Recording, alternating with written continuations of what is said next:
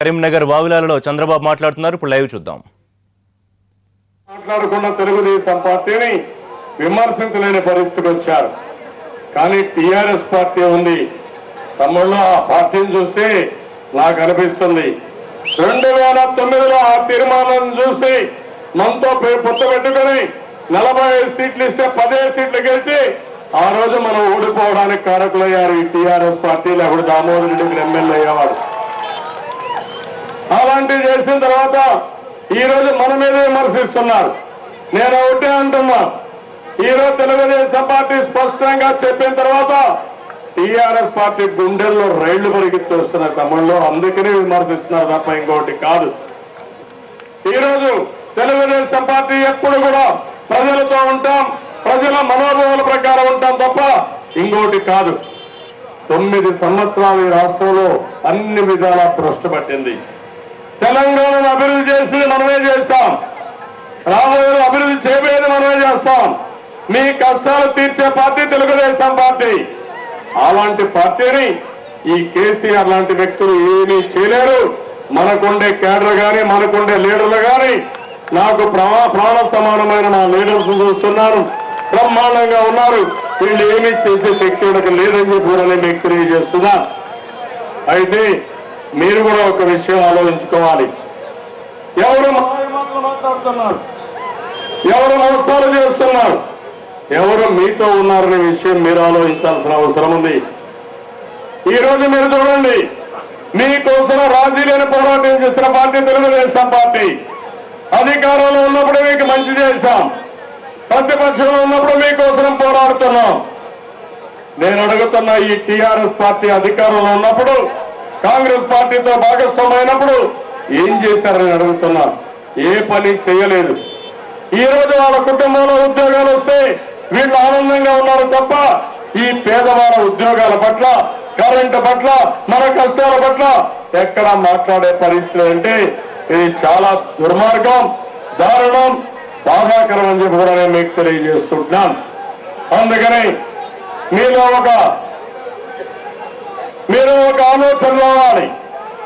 ఈ రోజు నేను మీకోసం వచ్చాను, మీ కష్టాల పట్ల సంఘీభావాన్ని తెలియజేయడానికి వచ్చాను.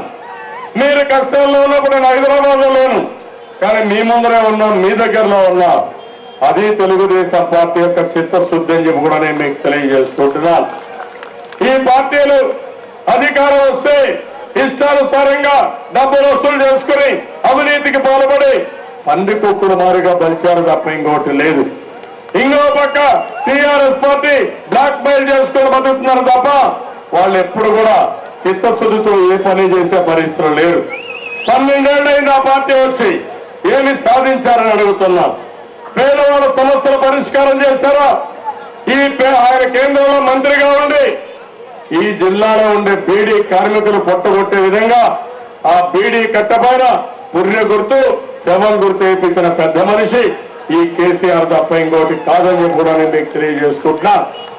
అదే మరిగా మీరు చూసిన బాబ్లీ పైన అదే పని చేశారు, గల్ఫ్ బాధితుల పైన చేశారు.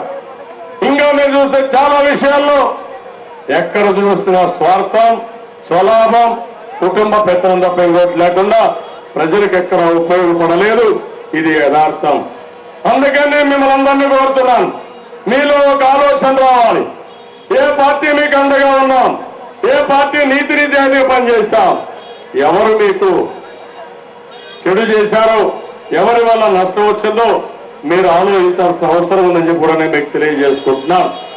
అందుకని మీలో ఒక చైతన్యం రావాలని కోరుకుంటూ నేను ఒకటే చెప్తున్నా, నేను ఎప్పుడు కూడా ఒక మాట చెప్తే ఆ మాటను నిలబెట్టుకోవడానికి అన్ని విధాల ప్రయత్నం చేస్తాను. అది నా విశ్వసనీయత అని చెప్పి కూడా నేను మీకు తెలియజేసుకుంటున్నాను. అదే వీళ్ళంతా కూడా ఉదయం ఒక మాట, మధ్యాహ్నం ఒక మాట, రాత్రి ఒక మాట మాట్లాడతారు. ప్రజల కోసం పోరాడిన పార్టీ తెలుగుదేశం పార్టీ.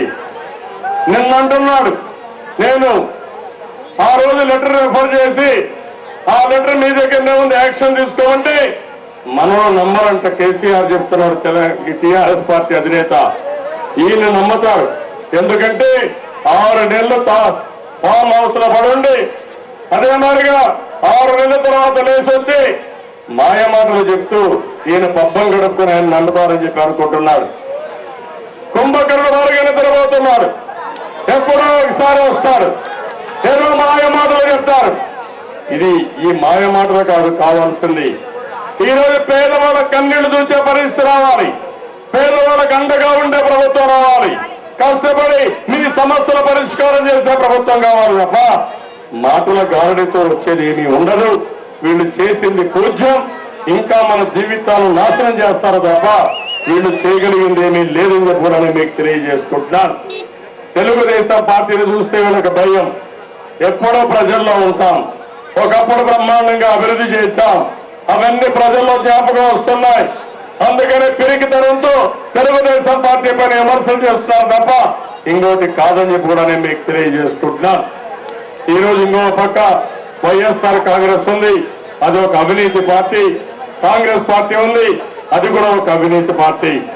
ఇవన్నీ కూడా మీరు గుర్తుపెట్టుకోవాల్సిన అవసరం ఉంది. నేను జిల్లాకు వచ్చినప్పుడు అన్ని జిల్లాల్లో ఒక డిక్లరేషన్ ఇస్తున్నాం.